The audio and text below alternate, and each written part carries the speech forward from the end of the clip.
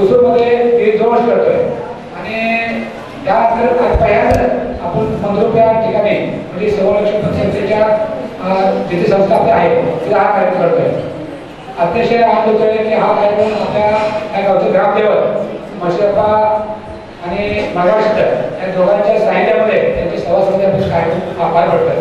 कारण का त्या कार्यक्रमाला नुसतंच आर्थिक किंवा एक प्रोटोकॉल कार्यक्रम नाही आहे. त्यांचा देखील आशीर्वाद त्यांचा एक थोडासा इथं वास त्याचा इथं आवडतं. त्यामुळे इथे जे काही पुढचे कार्यक्रम होणार आहे किंवा जे काही कार्यक्रम करू ते त्यांच्याच कृपेने त्यांच्याच दृष्टीवरती बदल करून तेवढंच प्रामाणिकपणे आणि अगदी काटेकोरपणे आपण संस्था चालवतोय.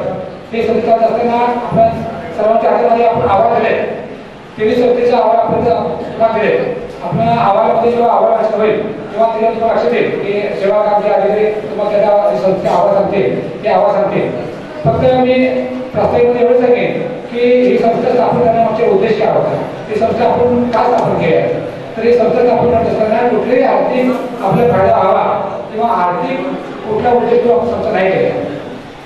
त्याच्याला आपण संस्था स्थापन करत असताना समाजाचा आर्थिक मध्यम घटक गोरगरीब शेतकरी कामगार महिला या लोकांना आपल्या संस्थेकडून जास्त म्हणजे पतपुरवठा व्हावा, त्याची पद आपल्या राज्यामध्ये तयार व्हावी आणि त्यांना त्यांच्या जीवनामध्ये आपण खरंच रूपाने पैसे देऊन त्यांचं सहकार्य केलं तर त्यांचे जीवन समृद्ध व्हावं. त्या एकाच उद्देशाने आपण संस्था काढली आणि हे करत असताना संस्था फक्त काढून चालत नाही. संस्थेचं काम करण्यात खर्च लागतो.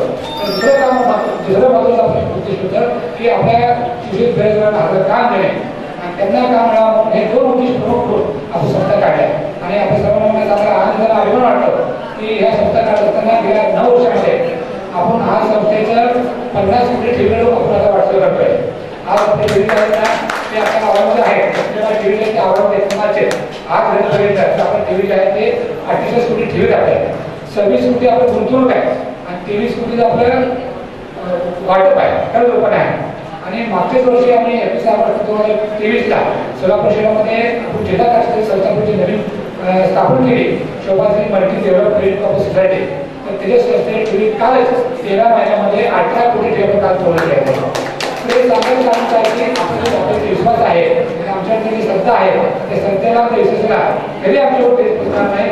जे काही शासनाच्या नियमामध्ये जे कागदात आम्हाला आपण दिलं आहे त्याचप्रमाणे आम्ही ते काम करतो. बाकी आपण काम करत असताना काय नाही आता म्हणायचं आता मी जेव्हा स्थापन केली आपण संस्था जेव्हा स्थापन केली म्हणजे 15 ऑक्टोबर 2015ला मला माहिती आहे की 15 मोठ्या मंत्रिपदापासून मला वाटतं थोडंफार मंत्रिपदे 200 प्रसिद्ध होत्या. त्यातून मला वाटतं 2 पद होते आणि 4 चालवमध्ये 2 मध्ये 2 चालवत्या आणि दुसऱ्या म्हणतं आमची 1 होती आणि भटवडपासून मला वाटतं 2 प्रसिद्ध होते आणि ती पण मी जेव्हा तिथे जेवतो तर ती घेतली कागदावरती. पण आम्ही तिथे गेल्यानंतर एकाच वर्षामध्ये आमच्या कामकाज बघू तुम्हाला कोणा काय वाटतं की संस्थापन गाव आहे मंडळामध्ये. आणि आज तुम्हाला सांगायला आनंद होतो जे काम शासनाचे काम आहे जे काम माझे गुरु आणि माझे मार्गदर्शक एखादे मोरे साहेबांनी हे काम केलं आणि त्यांच्यामध्ये काय झालं त्यांच्या आशीर्वादाने संस्था चालवते ते सांगते की सरकार खूप मोठं आहे. सरकारचं धोरण इतकं मोठं आहे की अगदी समुद्रापेक्षा सरकार मोठं आहे. कुणी आल्याने कुणी गेल्याने कुणी केल्याने कुणी बंद पडले नाही काही होत नाही. जास्तीत जास्त संस्था आपण काढल्या पाहिजे. सगळ्या संस्था असतील दुर्जय असतील किंवा आपल्या धर्म संस्था असतील काही जे आहेत जे सरकार काम होत आहे ते कुठलेही वैयक्तिक कुठेही मोठा उद्योग असला तर ते काम पूर्ण होत नाही.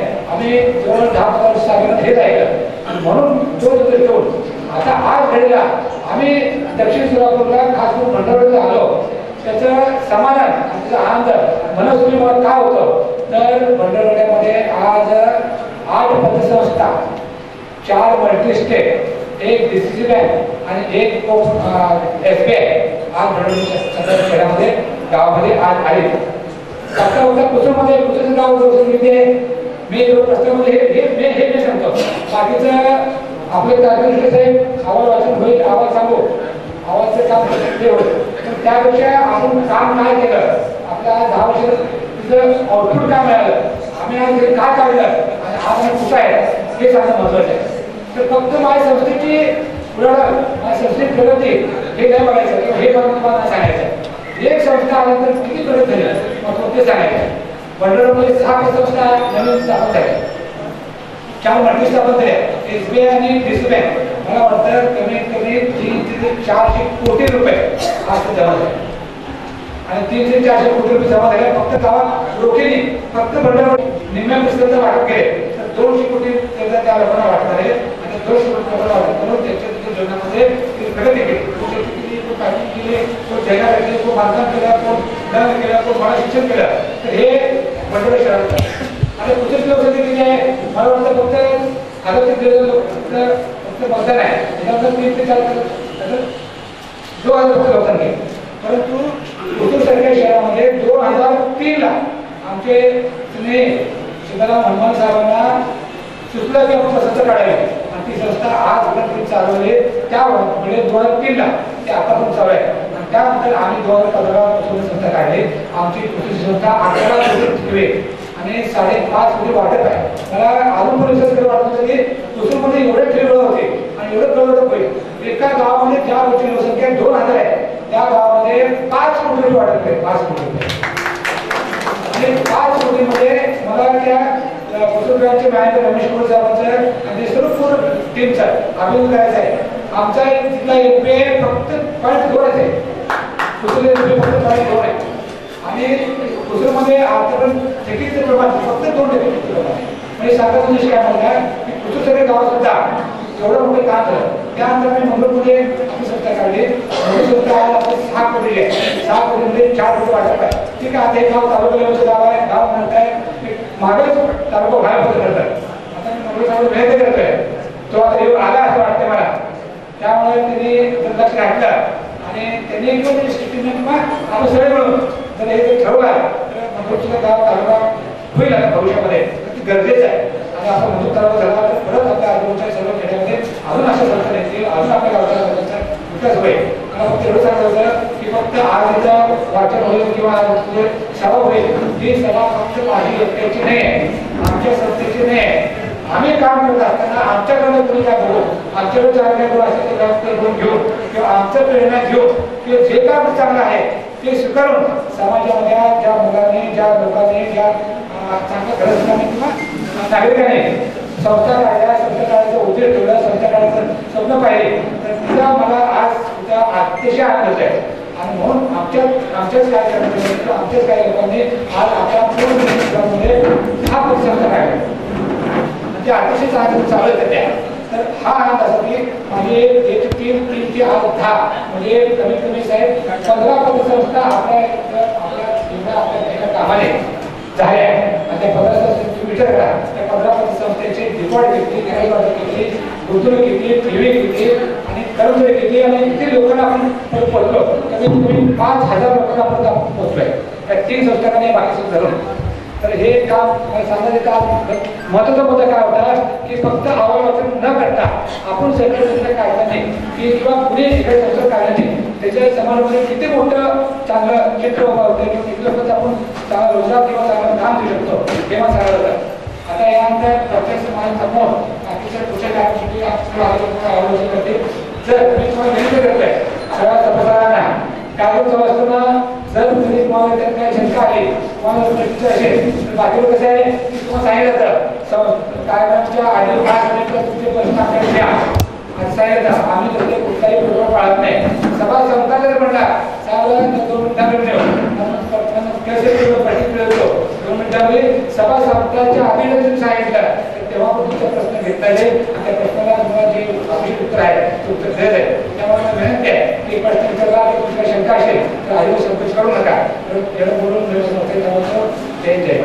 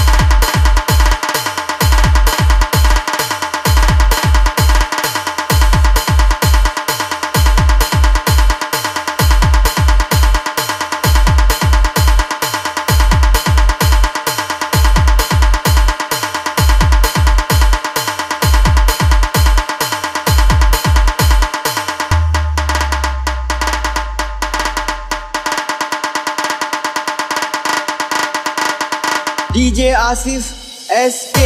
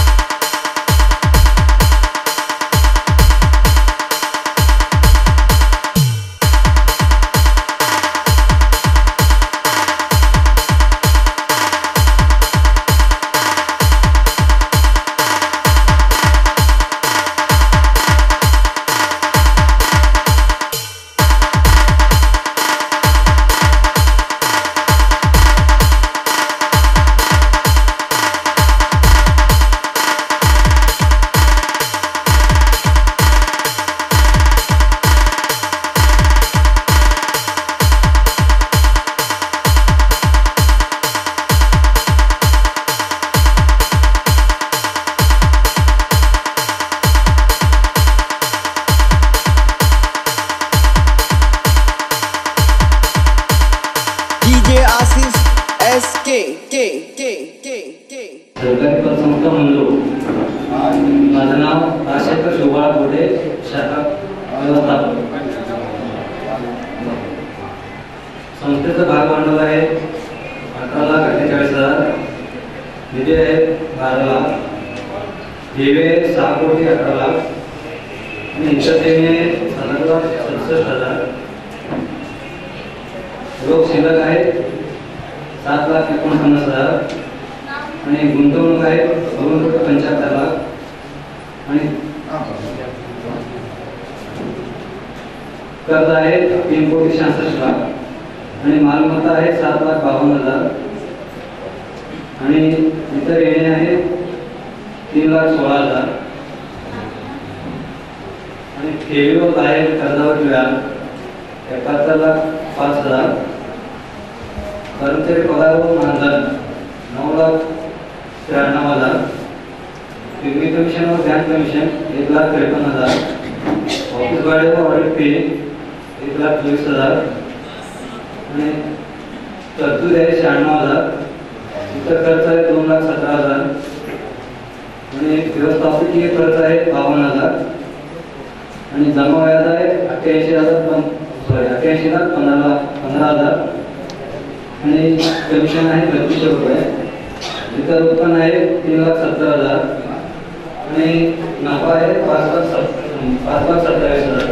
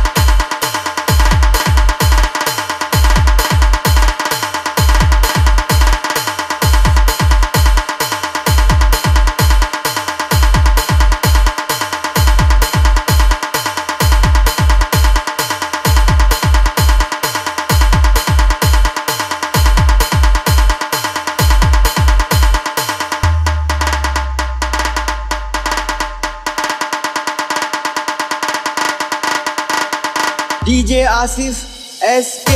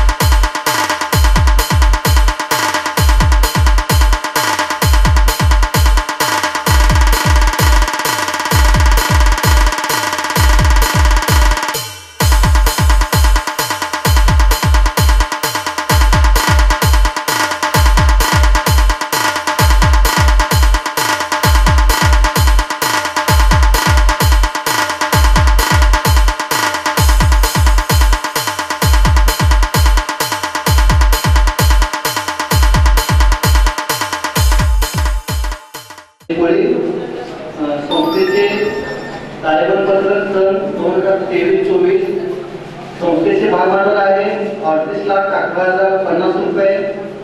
संस्थेचे निधी आहे 29,81,981 रुपये. संस्थेचे केवी 11,73,72,160 रुपये. संस्थेचे इतर देणे आहे 38,78,000 रुपये. संस्थेचे बाहेरील कर्ज 0 रुपये आहे. संस्थेत रोख शिल्लक 4,56,252 रुपये. बँक शिल्लक 19,87,892 रुपये.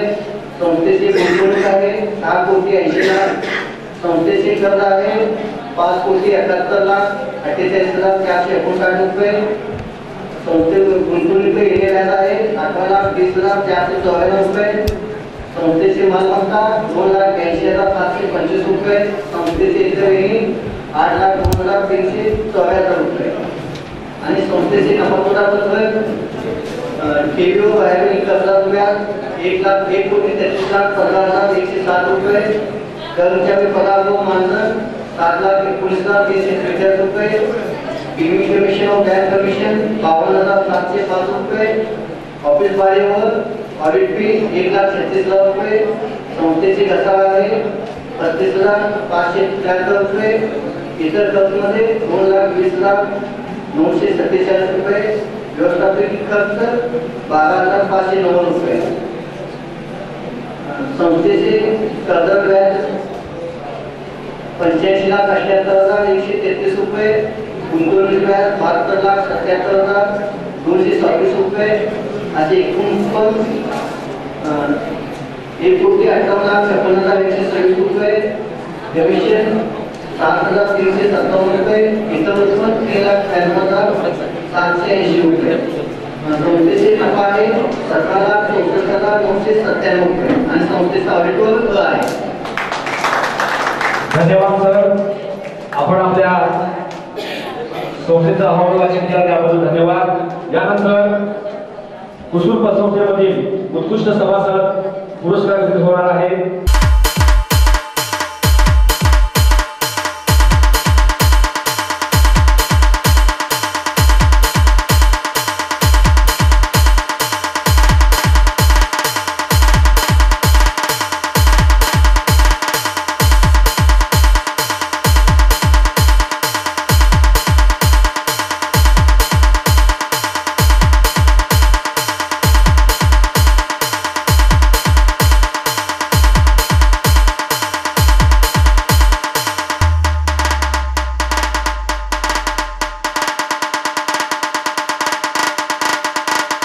DJ Asif SK.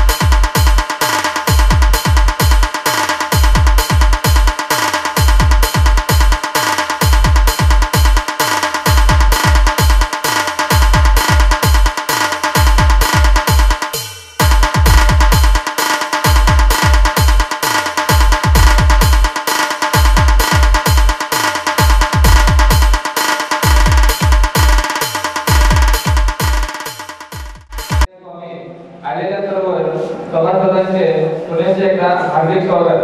शोभाश्री महिला ग्रामीण विकास केंद्रे पतसंस्था मर्यादित भंडारकोटे ताळेबंद सत्र सन 2023-24 पेज नंबर 8 आणि 9 पाहणे.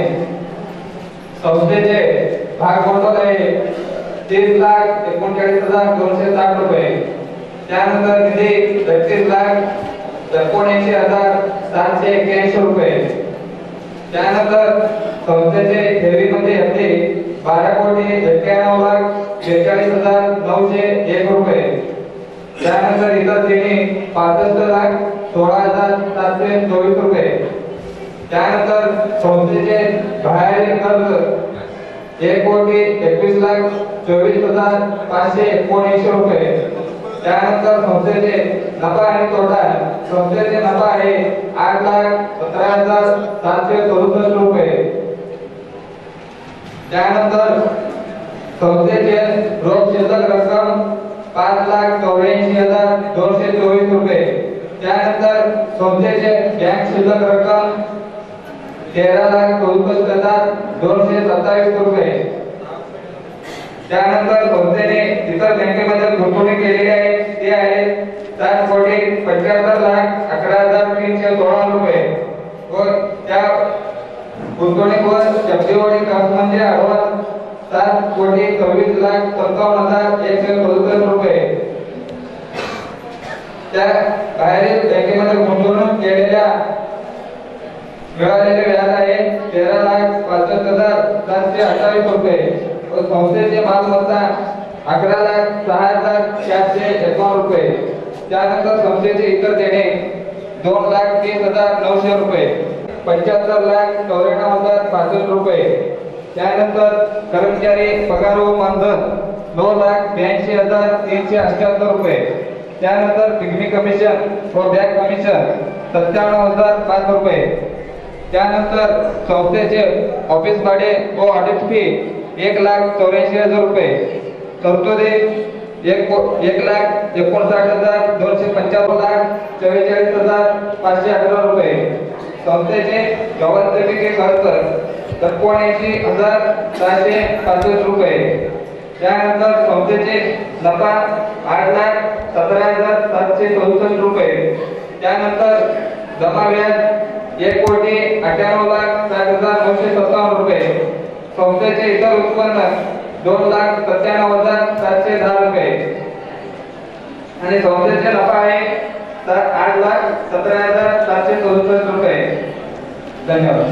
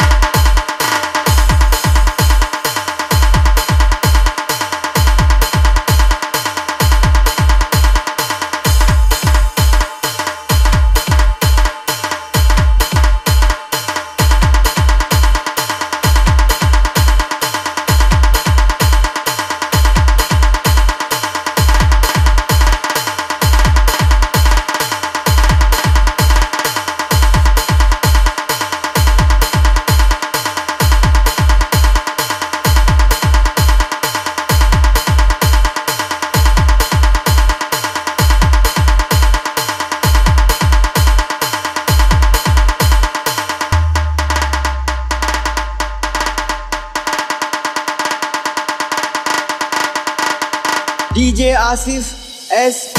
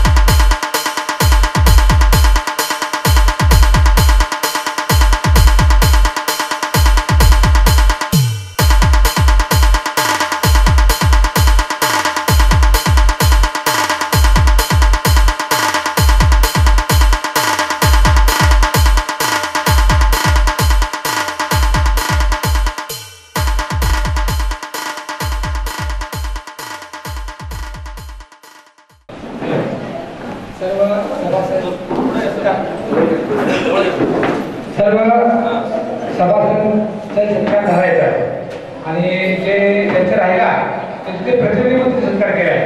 त्यामुळे माझ्याकडे असं काय नाही, जे कुठे तुमचे प्रतिनिधी आहेत त्या सर्व सभासदांचा मी अभिनंदन करतो. त्याचबरोबर आज आपले चौथ्या सर्व महिला पतसंस्था आहेत.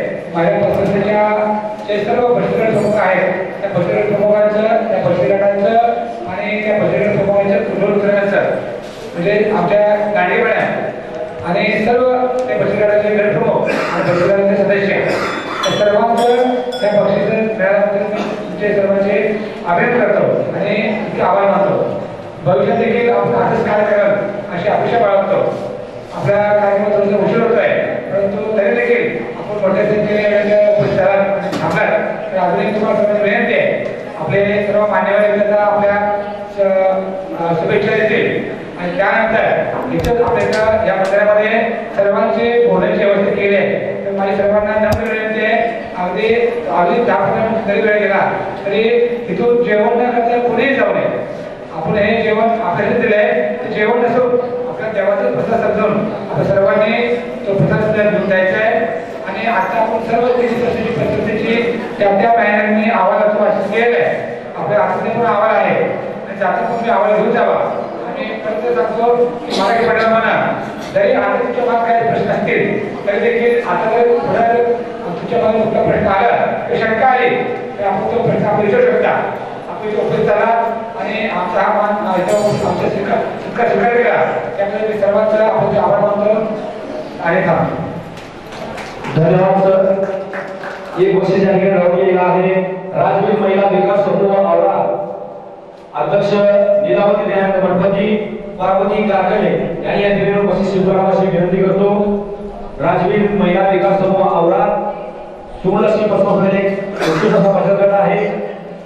लीलावती दयानंद गणपती पार्वती कारकले हे बक्षीस लांडगे मॅडम वितरित करावी विनंती करतो. दोन ऑफिसर लांडगे मॅडम.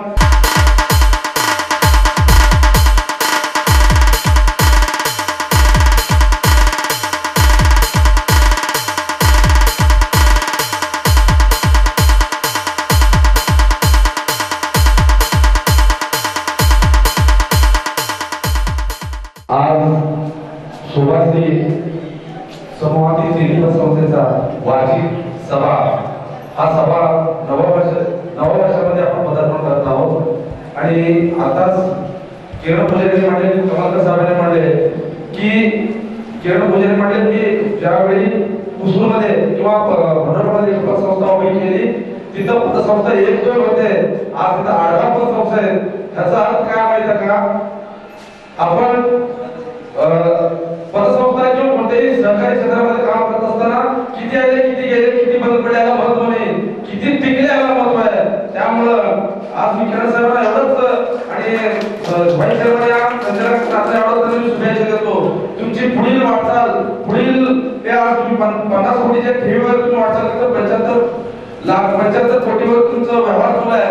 हे 100 कोटीवर 500 कोटीवर जावं अशी मी तुम्हाला शुभेच्छा देतो आणि एवढंच बोलून माझं वाचन देतो. जय हिंद जय महाराष्ट्र. प्रथमतः किरण पुजारी साहेबांच्या सर्व पतसंस्थेचे जे समूह आहेत त्या समूहाच्या माध्यमातून आतापर्यंत जे पुरस्कार दिले गेले ते कर्मचाऱ्यांचे असू द्या खातेदारांचे असू द्या व्यासपीठावर उपस्थित असलेल्या मान्यवरांचे असू द्या खरं तर आपल्याच लोकांनी बोलून आपल्याच लोकांचा केलेला सत्कार हा आयुष्यातील सगळ्यात मोठा सत्कार असतो. म्हणून किरण पुजारी साहेबांचं आपल्या सगळ्यांना बोलवून या ठिकाणी आपलं सन्मान आपल्याच लोकांनी केलं त्याबद्दल सगळ्यांनी जोरदार टाळ्या वाजवून मी मगापासून व्यासपीठावर बसून बघतोय टाळी वाजू का नको असं हात काढला जाते परत वाजवायचं म्हणून परत हात केलं जाते. सगळ्यांना भूक लागलेली आहे वाटतं. भूक लागलेली ना जोरदार एकदा टाळी वाजव. ताट बसा सगळे ताट बसा. झोप यायला सगळ्यांना कार्यक्रम खूप रटाळ म्हणजे 1.5 तास 1.5-2 तास झाला ते बसले त्यामुळे त्यांना कंटाळा आलेला आहे. तर आज या सर्व कार्यक्रमांच्या साठी उपस्थित असणारे व्यासपीठावरील सर्व मान्यवर आणि या ठिकाणी उपस्थित असणारे माझ्या माता भगिनी आणि बंधू खऱ्या अर्थानं एखादी पतसंस्था असेल एखादी वित्तीय संस्था असेल एखादी सहकारी संस्था असेल या संस्था आपल्या गावामध्ये येत असताना माझ्यासारख्या छोटे छोटे उद्योजक यांच्याच माध्यमातून घडत असतात. या व्यासपीठावर असणारे रविकुमार कांदे असतील मी असेल आम्ही सगळ्या व्यवसायाची सुरुवात एका छोट्या पतसंस्थेच्या माध्यमातूनच केलेली होती. मला वाटतं 2007 साली मल्लिकार्जुन पतसंस्थेच्या माध्यमातून सुरुवातीला मी 30,000 कर्ज घेऊन माझ्या व्यवसायाला सुरुवात केलं होतं. पतसंस्था या गावात येणं अथवा पतसंस्थेची स्थापना गावामध्ये होणं खऱ्या अर्थानं व्यवसाय वाढीसाठी असेल त्या गावाच्या दृष्टिकोनातून वेगवेगळे नवउद्योजक येण्याच्या दृष्टिकोनातून खूप चांगली गोष्ट असते. पतसंस्था अथवा सहकारी संस्था ज्या असतात त्या संस्थेचे पैसे हे या संस्थेचे कोणाला जे संस्था चालवत असतात त्यांचे नसतात तर त्या संस्थेचे पैसे हे आपले असतात आणि आपल्या पैशावरती ही संस्था चालत असते.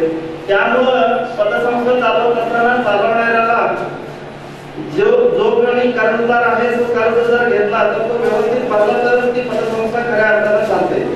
आता बघितलं की या पतसंस्थेच्या समूहाच्या माध्यमातून उभं केलेलं भागभांडवल जर आतापर्यंत बघितलं तर 50 कोटीपर्यंत आहे आणि त्यात 26 कोटी कर्ज वाटप आणि 24 कोटी डिपॉझिट आहे असं सरांनी सांगितलं.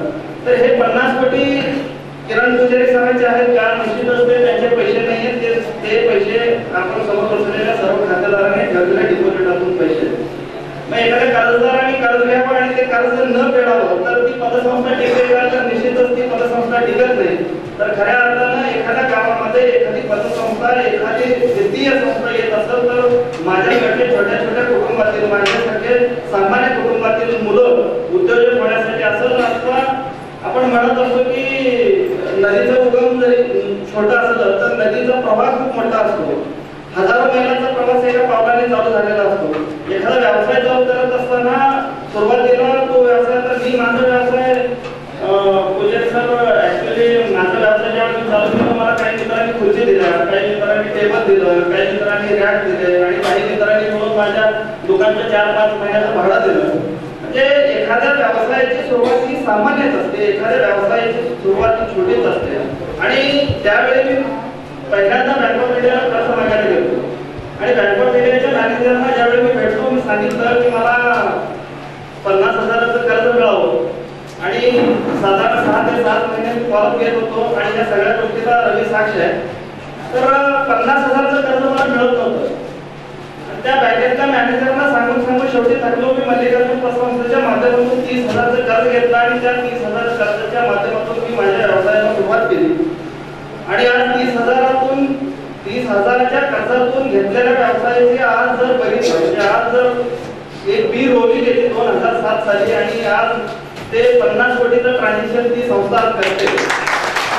तर हे कसं शक्य आहे की मल्टीनॅशनल बँकेमध्ये जर तुम्ही गेलात तर मल्टीनॅशनल बँकेतले लोक सांगतात तुमच्याकडे पॅन कार्ड आहे का, आधार कार्ड आहे का, तुमचा आयडी रिटर्न भरलेला आहे का. तर वेगवेगळे प्रश्न त्या वित्तीय संस्थेमधून म्हणजे नॅशनलायझिंग बँकेमधून विचारलं जातं. त्यामुळे सामान्य कुटुंबातील मुलांना कर्ज मिळत नाही आणि सामान्य कुटुंबातील मुलं हे व्यवसायापासून लाभ राहतात. खरं तर पतसंस्थेच्या माध्यमातून कर्ज देत असताना आपण व्यवसायाला कर्ज देतो, परंतु या ठिकाणी उपस्थित व्यवसायापेक्षा शेतकरी जास्त आहे. मग याच्यासाठी पतसंस्थेला आता एक पुढाकार पुढचा घ्यावा लागणार आहे की पुढे बसलेले जे माझे शेतकरी बंधू आहेत या शेतकरी बंधूंमध्ये आपल्याला व्यवसाय घडवायचे आणि ते काम चांगल्या पद्धतीने पतसंस्था करू शकतात. कारण नॅशनलायझिंग बँकेतल्या कुठल्याही मॅनेजरला वाटत नाही की या भागातला शेतकरी घडला पाहिजे, या भागातल्या शेतकऱ्यांची मुलं घडली पाहिजे. त्यांना काहीही देणं घेणं नसतं, त्यांना कुठल्याही प्रकारची आत्मीयता नसते. कारण त्यांना त्यांचा पगार तुम्हाला कर्ज वाटप केलं तरी मिळणार आहे, तुम्हाला कर्ज वाटप केलं नाही तरी मिळणार आहे. तर माझं मत आहे साहेब येणाऱ्या काळामध्ये आपण या संस्थेच्या माध्यमातून या शेतकऱ्याला घडवत असताना शेतकरी आज आपण म्हणतो की शेतकरी खूप अडचणीत आहे, शेतकरी म्हणजे निसर्गाच्या बाबतीत अडचणीत आहे, वित्तीय संस्थेच्या बाबतीत अडचणीत आहे, कुठल्या बँका त्यांना कर्ज देत नाही. तर शासन म्हणून एका बाजूला आपण म्हणतो की मोदीजी म्हणतात शेतकऱ्याचं उत्पादन 1.5 झालं पाहिजे, शेतकऱ्याचं उत्पादन दुप्पट झालं पाहिजे. पण शेतकऱ्याचं उत्पन्न दुप्पट झालं पाहिजे यासाठी व्यवस्था आज भारतामध्ये कुठं आहे असं मला तर आजच्या घडीला दिसून येत नाही. तर शेतकऱ्याचं उत्पन्न दुप्पट घडवायचं आहे. शेतकऱ्याला जर दुप्पट उत्पादन जर मिळवून द्यायचं असेल तर खऱ्या अर्थानं आपला शेतकरी हा हाडाचा शेतकरी आहे. माझ्या शेतकऱ्याला सांगावं लागत नाही की 50 टनाचं ऊस कसं घ्यावं, 100 टनाचं ऊस कसं घ्यावं. एखादा द्राक्ष बागायतदार असेल आता इथं वर्माने बसले त्यांना जर म्हटलं की द्राक्ष तुम्ही तुमच्या शेतामध्ये 5 टन बेदाणा काढावा का 4 टन बेदाणा काढावा, 6 टनापर्यंत बेदाणा काढावा. तर उत्पादनाच्या बाबतीत हे शेतकरी हाडाचे शेतकरी आहेत, परंतु विक्रीचं कौशल्य आपल्याकडे नाही. आज जगामध्ये बघतो की 36% भूभागावरती गवताची काडी देखील उगवत नाही आणि अशा भूभागाला अन्न पुरवठा करण्याची येणाऱ्या काळामध्ये जबाबदारी जर कोणाची असेल तर ती भारताची आहे.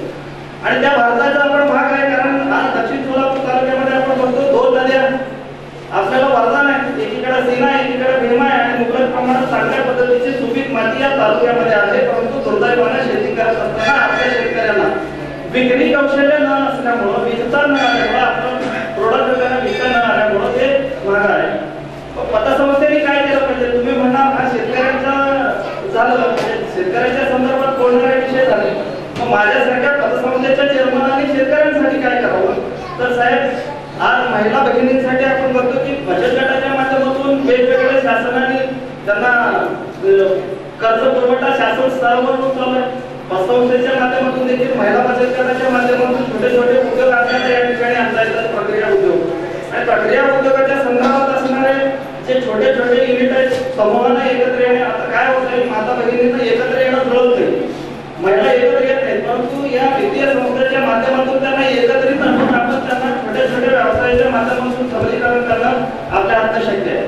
शेतकऱ्यांच्या बाबतीत सांगायचं झालं तर फार्मर प्रोड्युसर कंपनीची संकल्पना आहे. या शेतकऱ्यांच्या फार्मर प्रोड्युसर कंपन्या झाल्या पाहिजे आणि फार्मर प्रोड्युसर कंपन्यांच्या माध्यमातून छोटे छोटे प्रक्रिया उद्योग झाले पाहिजे.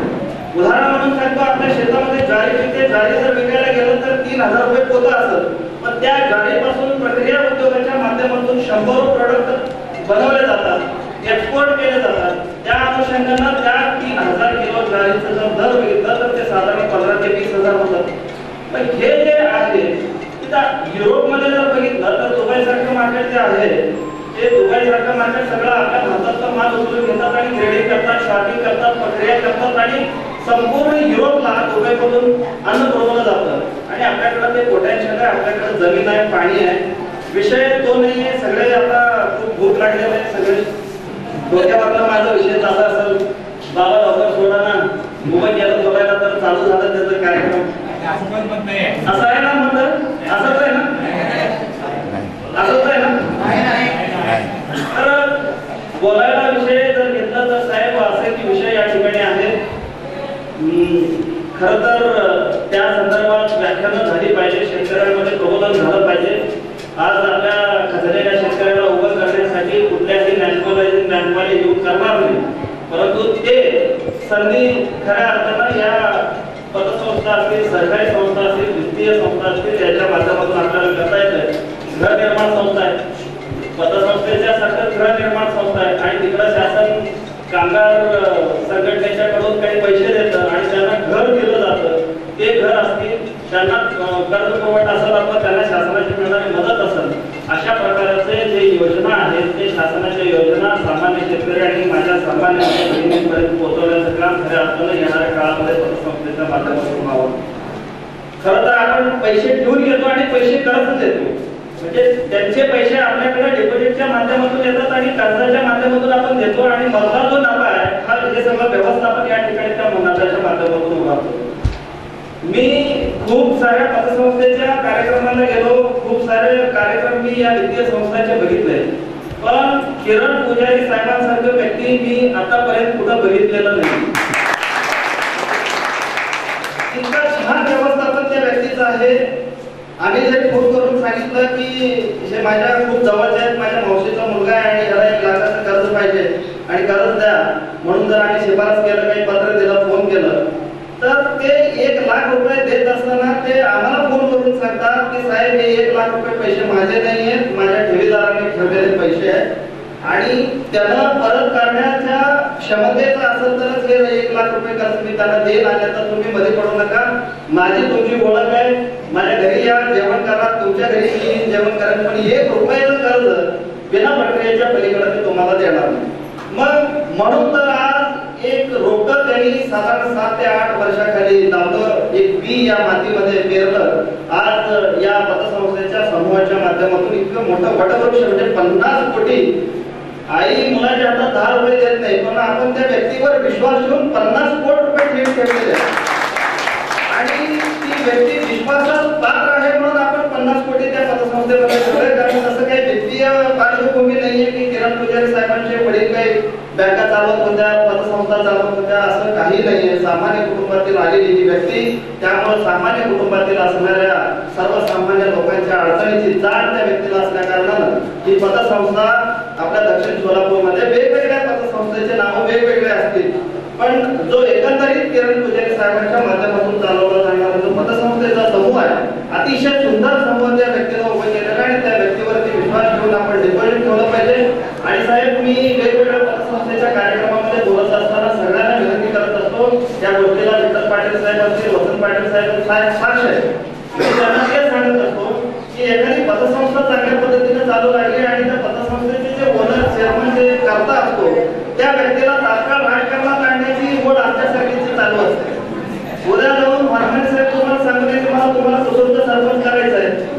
चुकून देखील त्याच्याकडे भानगडीत पडू नका. कारण राजकारण हा तुमचं पिंडच नाही. आणि तुमच्यासाठी पक्ष पार्टी काँग्रेस असू द्या, भाजप असू द्या, राष्ट्रवादी असू द्या, हे पक्ष पार्टी हे काहीच नाही. तुमचे ठेवीदार तुमचा पक्ष आहे आणि त्याचं हितच तुमचं कर्तव्य आहे. ते तुमच्यासाठी खूप मोठं पद आहे. अशा ठेवीदाराच्या कल्याणासाठी तुम्ही तुमचं आयुष्य व्यस्ता. शेवटी राजकारणी म्हणलं ना, कुठं ना कुठं स्वार्थ हे येतच असतो आणि स्वार्थ परमार्थाचा खेळ या राजकारणामध्ये चाललेलं असतं. परंतु तुमच्या हातून निश्चितच हे पतसंस्था चालवत असताना लोकांच्या कल्याणाच्या गोष्टी होत असतात. त्याच्या आयुष्यामध्ये कुठं ना कुठं तुम्हाला आशीर्वाद लाभो. आणि अशा प्रकारे तुम्ही चालवत असणारे पतसंस्थे समूहाने चालवणारे पतसंस्थेचा आज वार्षिक सर्वसाधारण सभा आहे.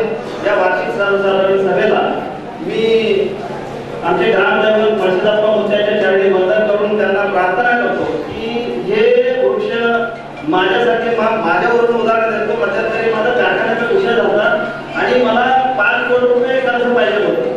रवीला मी निकापा सावकारांना फोन केला, मला 5 कोटीची अडचण आहे, काय करायचं. त्यावेळी त्यांनी किरण साहेबांकडे फोन केले. किरण साहेब 5 मिनिटात सांगितले 5 कोटी कर्ज. म्हणजे माझ्यासाठी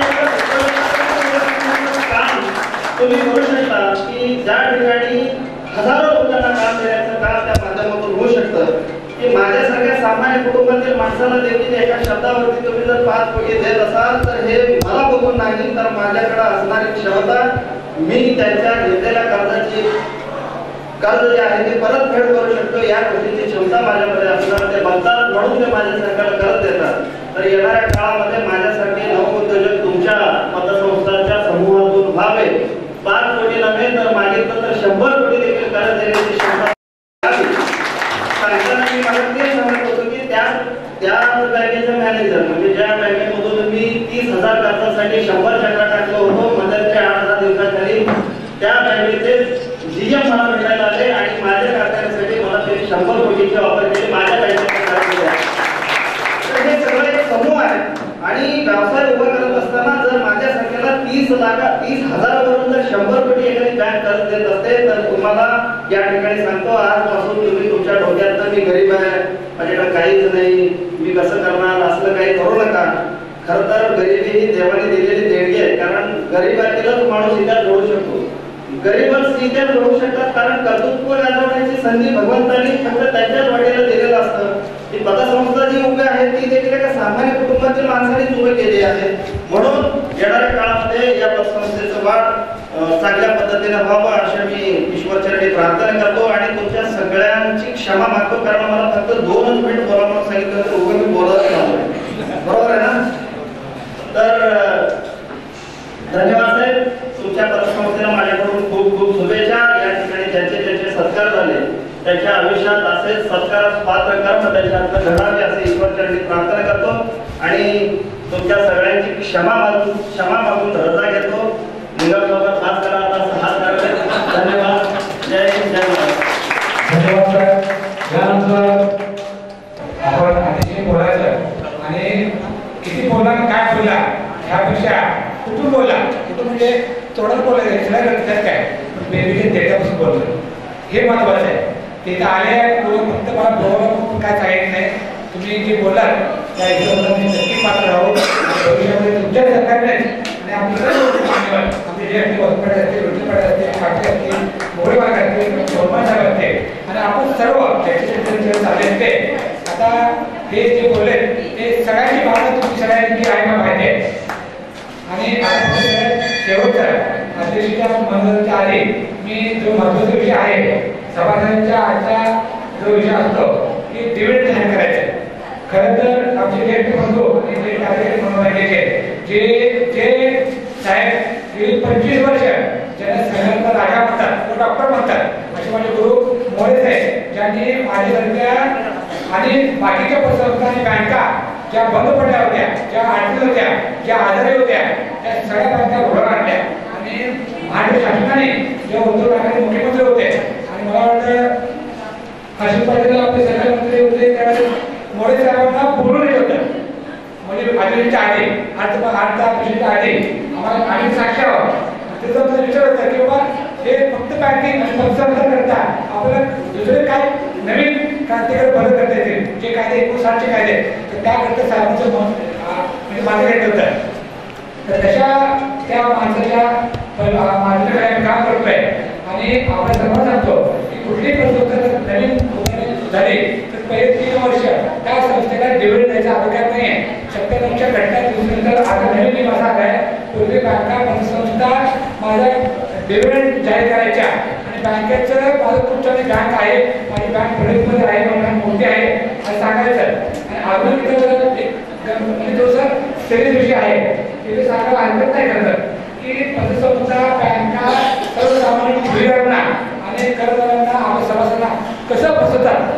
मी असं मत नाही सहज फसवतात पण ते फसवलं आपण आणि जाहीर झालं ते मग सांगतोय एका बँकेच्या अतिशय मोठ्या व्यक्तीने त्याचा तुम्ही माझ्यावर बोला मी इथे जवळजवळ आहे ते माझ्या मंत्री माझ्यापेक्षा 100 पट लागतो माणूस मी का बोलतो सरकारचा खूप जवळ घटक आहे त्यामुळे बोलतो तुम्ही हे का तुम्ही पण थोडं दक्ष राहिले पाहिजे पण अजून पण आपल्यासाठी पुढचं स्पष्ट ठरावं पण स्पष्ट झालं नाही तरी देखील जाताना तो दिसत आहे. एका बँकेच्या चेअरमनने ही बँक 100 वर्ष बँक आहे त्या बँकेच्या चेअरमनने माझी बँक नफ्यात आहे माझी बँक चालू आहे माझी बँक सुस्थितीत आहे माझ्या बँकेची वस्तू चांगली आहे माझ्या बँकेचे कर्मचारी पगार देतो माझ्या बँकेच्या सभासदांना डिव्हिडंड देतो असं सांगून शासनाची भारत सरकारची RBIची सगळ्यात महत्वाचं आपल्या सभासदांची गोरगरिबांची फसवणूक केली आणि 5 कोटीचा RTI म्हणजे इन्कम टॅक्स संस्था फायदेत नसताना संस्थेचे फायदे नसताना संस्था पुढे नसताना फक्त संस्था चालू संस्था आहे हे दाखवण्याकरता संस्थेचा 5 कोटीचा रक्कम RTI भरली इन्कम टॅक्सला भरली संस्था ती भरलेली होती. कुठली संस्था तुम्हाला माहिती आहे सांगा हरकत नाही ते पेपर्स आहे लक्ष्मी बँक पण पडली त्याचं लक्ष्मी बँकेचे चेअरमनने जे स्वतः एक शिक्षक होते तिथं दुर्दैवी अशी घटना घडली त्यामुळे म्हणतोय मोळे साहेबांनी सांगितलं की भावना सगळ्यांचे मी तुम्हाला वचन देतो की आमच्या मर्मा परिवारामध्ये एकाही घटकाचं एकाही संस्थेचं एकाही बँकेचं आयुष्यात असं कधीही काम चुकीचं होणार नाही. माझं तरी सांगितलं की साहेब तुमचं फसवणुकीचं व्याज आकारणे तर जास्त आहे पण मी माहिती सांगतो RBIच्या नियमाने व्याज आकारणे ही प्रत्येक महिन्यालाच व्हायला पाहिजे हा नियम आहे RBIचा. तुम्ही तुमच्या गावाच्या कुठल्याही बँकेत जावा DCC बँक आणि नॅशनल बँका पीक कर्ज सोडून कुठल्याही कर्ज तुम्ही घ्या त्या कुठल्याही कर्जाचं जे व्याज आकारत असते ती मासिकच असते आम्ही देखील मासिकच घेतली परंतु 30 सप्टेंबर 2022 रोजी असं कर्मचारी आमच्या कर्मचाऱ्यांचं आणि ग्राहक साईट असेल की साहेब तुम्ही आम्ही शेतकरी आहोत ग्रामीण बँक आहे तुम्ही मासिक बँक न घेता तुम्ही बाकी बँकेचं घ्या परंतु ते तसं करता नाही देखील मी असं निर्णय घेतलेला आहे. आता आपली बँकेच्या पद्धतीच्या सगळ्या दरवर्षी आम्ही व्याज आकारणी 30 सप्टेंबर 2022 पासून आता आम्ही वार्षिक व्याज घेतो. वार्षिक व्याज तुम्ही काय करायचं की तुमचं जेवढं व्याज आहे 1 लाख रुपयाला एका वर्षाला 16 व्याज आहे वर्षाला वर्ष अखेर 31 मार्चला 1 लाखावरती 16 रुपये व्याज होतं. तुमचं काय काम आहे 31 मार्चला 16 रुपये व्याज भरून घेणं आणि ते कर्ज मग पुढे करणं परंतु तुम्ही जर नाही भरला तर 31 मार्चला 16 रुपये 1 लाखाला विसरतात आणि पुढं तुमची व्याज होत असते कुठं 18 मध्ये 24 मध्ये 36 मध्ये तर तोपर्यंत त्या 1 लाख 16 रुपये व्याज भरत जातं. आणि आता कुठल्याही सभासदांनी कुठल्याही कर्जांना आमच्या बँकेत कुठेही यावं आणि आमच्या व्याजाची चौकशी करावी तपासणी करावी माहिती घ्यावी.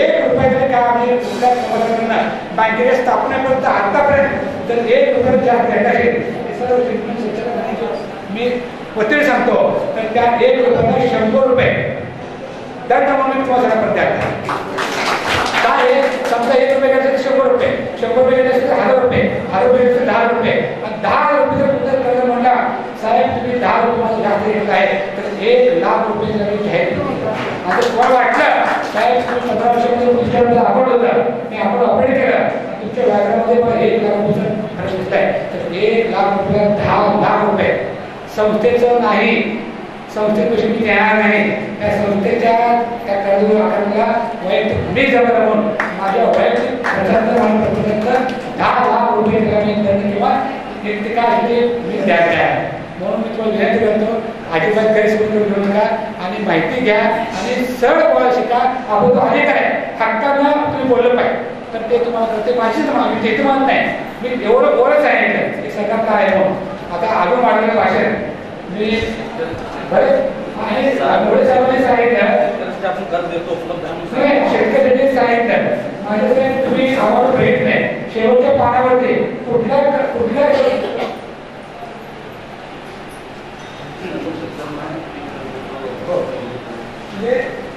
आपण जे करतो ना की तुम्ही मला शेतकऱ्यांनी करायचं तर इथं आमच्या आवाजावरती शेवटच्या पानावरती कुठल्या घटकाला किती कर्ज आहे शेतकऱ्याला किती दिले महिलेला किती दिले व्यापाऱ्याला किती दिले सगळं किती लिहिलं आहे.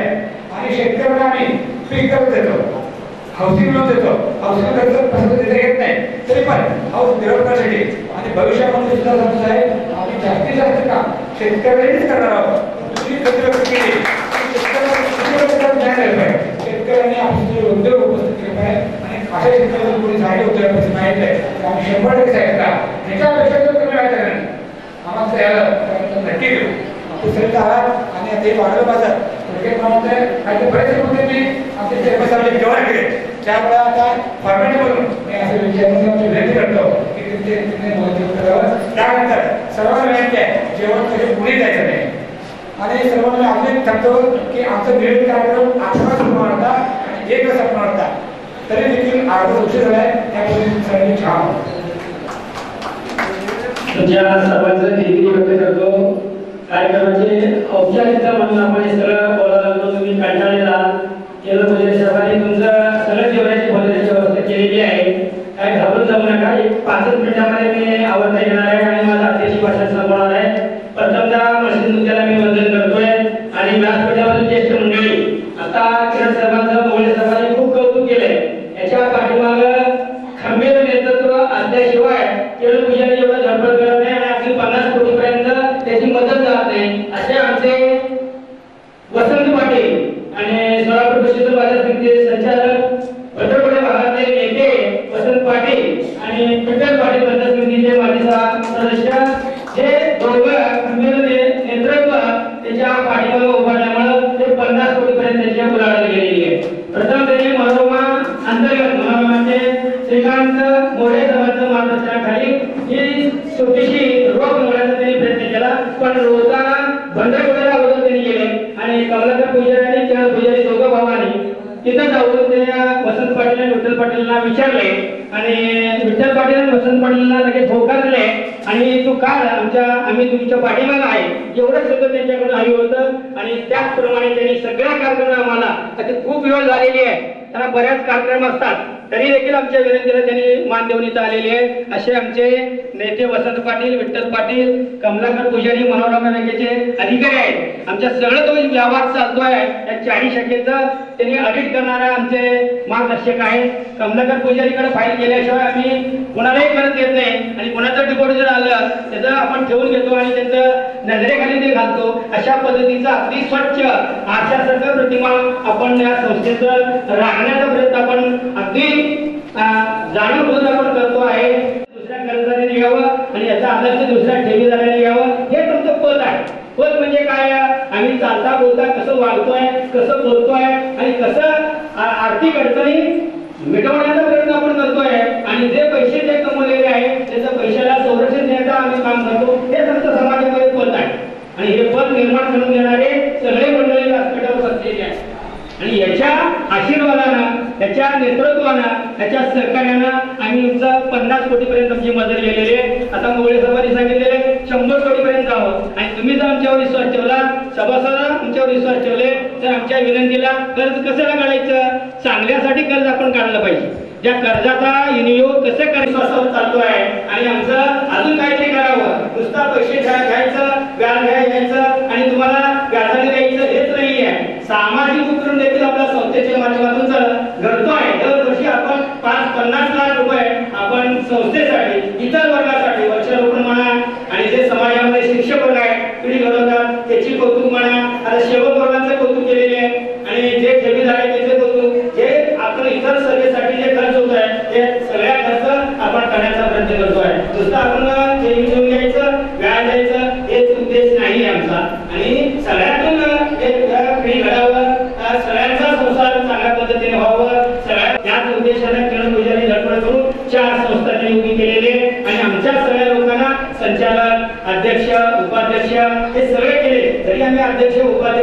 निमित्ताने तुम्ही ठेवीदार आणि तुमच्या हित कसं जोपासता येईल याच उद्देशाने आपण काय सरळ धडपड चालू केलेली आहे आणि तुम्ही आमच्यावर विश्वास ठेवा आणि तुमच्या विश्वासाला आम्ही अखेरपर्यंत शेवटच्या श्वासापर्यंत आपण आणि पात्र राहू अशी वचन देतो, अशा बाहेर देतो. सर्व व्यासपीठावर मान्यवरांचाही आभार मानतो आणि तुम्ही खूप वेळ बसलात आणि ते सगळे कार्यक्रम तुम्ही डोळे भरून पाहला आणि सहभागी झालात आणि अध्यक्ष असल्याने तुमचंही कौतुक करतोय, तुमचंही आभार मानतो आणि इथं मी थांबतो. जय हिंद, जय महाराष्ट्र. धन्यवाद सर.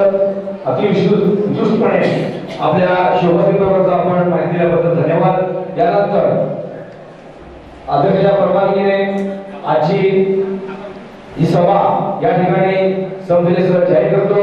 आजच्या या कार्यक्रमाला सन्माननीय अध्यक्ष म्हणून चेअरमन बळदारी सर यांनी उपस्थित राहिल्याबद्दल त्यांच्या संस्थेच्या वतीने आभार. त्यानंतर सन्माननीय माळगे सर, यानंतर सन्माननीय कांदे मालक, सन्माननीय हेडकर सर, सन्माननीय बळशीकर मोरे साहेब, सन्माननीय सिद्धेश्वर रमाने साहेब, सन्माननीय विठ्ठल पाटील, सन्माननीय वसंत पाटील, सन्माननीय कमलाकर पुजारी सर, लोकसभेचे संचालक किरण पुजारी सर, या सर्वांनी या ठिकाणी या कार्यक्रमाला उपस्थित राहिल्याबद्दल सर्वांचं शोभा चित्रपटाच्या वतीने आभारी आहे.